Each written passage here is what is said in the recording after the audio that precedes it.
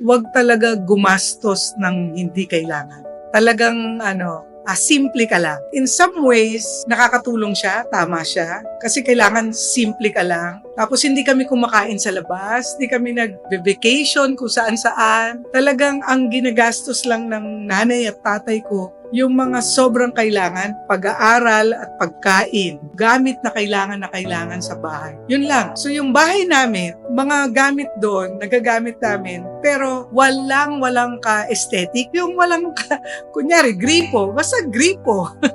Kung may shower man kami, basta yung shower na simple na ganon.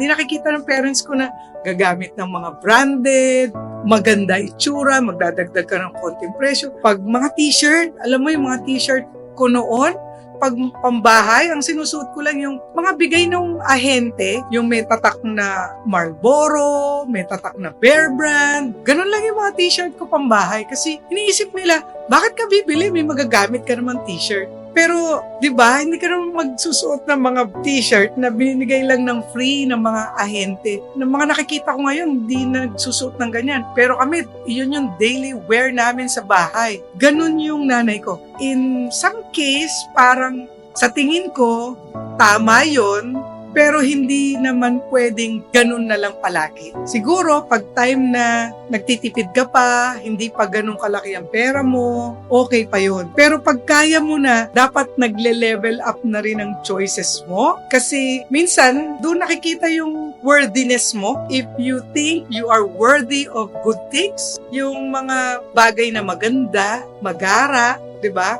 Kasi hindi naman pwedeng habang buhay mo, nagtitipid ka. Lalo na kung kumikita ka na. So, be prudent, but don't be cheap.